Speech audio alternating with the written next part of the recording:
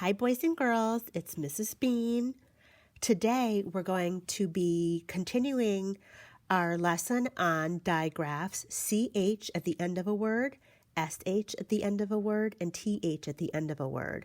We had discussed the other day how those digraphs could come at the beginning of a word, like CH like chain, SH like shirt, TH like thin.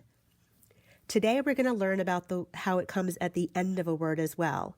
The CH could come at the end of a word like k, atch, catch.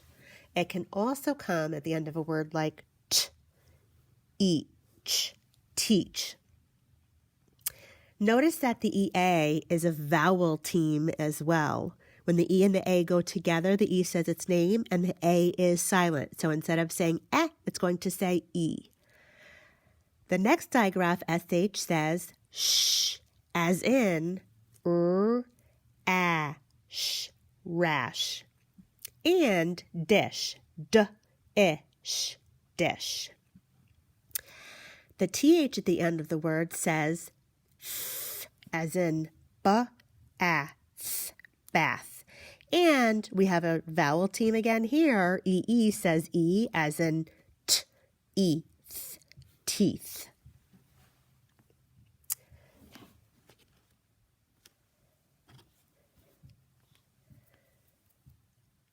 Today, boys and girls, we're going to read a very silly story about how a gecko gets lost at school. The gecko that came to school. So they told us the setting already. The setting, boys and girls, if you can think back, means where it takes place, where the story takes place. Based on the illustrations, are you thinking that this is a fiction or non-fiction story? If you guessed fiction, you are correct. This is a story that is made up. Again, I said it is very silly, but it could really happen. I hope it doesn't, though. There are several kids in a classroom. They're sharing. The gecko gets out of its cage, and everyone is looking for it.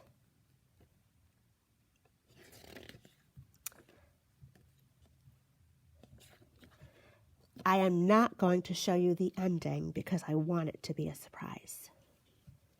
Let's turn back to the front. We're going to get ready to read together.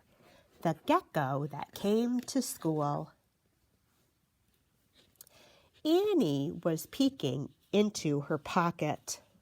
"What is in your pocket?" asked Tess. "Come and see," said Annie. Tess looked in Annie's pocket. Jen and David looked too. "It's my new pet gecko," Annie said.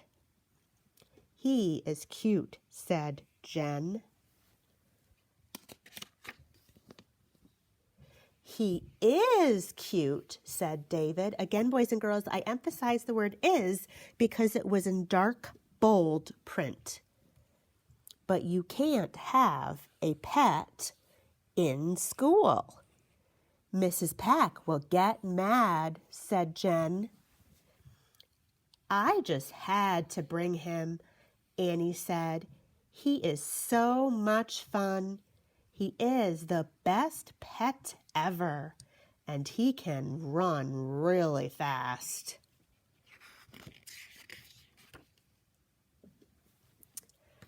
Just then, the gecko showed them how fast he could run. He ran down Annie's arm, he ran down Annie's leg, then he ran across the floor. Uh-oh. "Stop that gecko!" Annie yelled. The kids tried to catch the gecko, but the little gecko was too fast. He ran out of the room.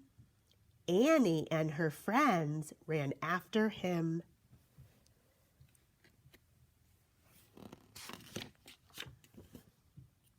"There he is," said Tess. "Get him, cried Annie.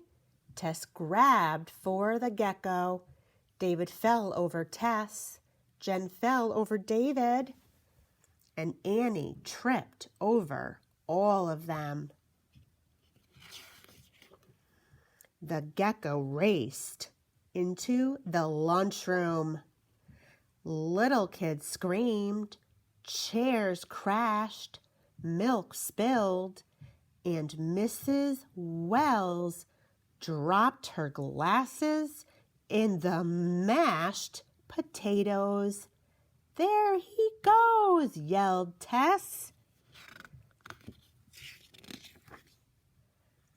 The gecko ran into the art room. The art teacher screamed. Papers flew. Paint cans crashed. There he goes, Tess yelled. The gecko ran down the hall. He ran back into Mrs. Peck's room. Get him, cried Annie. Mrs. Peck grabbed for the gecko. Tess fell over Mrs. Peck.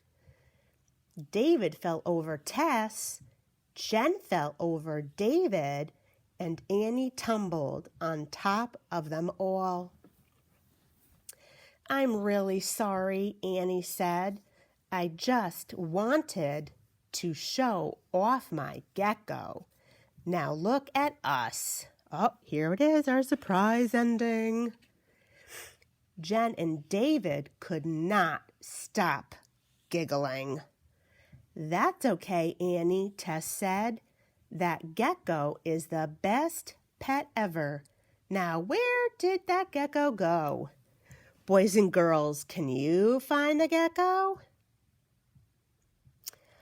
Remember, Mrs. Bean is hoping that you'll all go back and reread this story. Replay this video, and you can put Mrs. Bean on mute so that you can go in your own speed.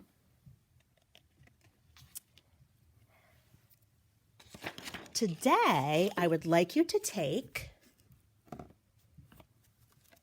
a piece of paper that you have at home, and you may need to replay this anyway to figure out some of the events in order.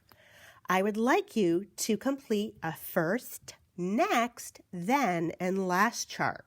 It does not have to necessarily be in sentences. I want you to tell me first where the students are, next, what happened, maybe what was the problem in the story, then an event that occurred in the middle, and last, I would like you to tell me if and how the problem was solved. Good luck, boys and girls, when you record and you show me your completed chart. If you could reread it to Mrs. Bean and show me during your recording, that would be awesome. I can't wait to see you. Good luck. Bye-bye.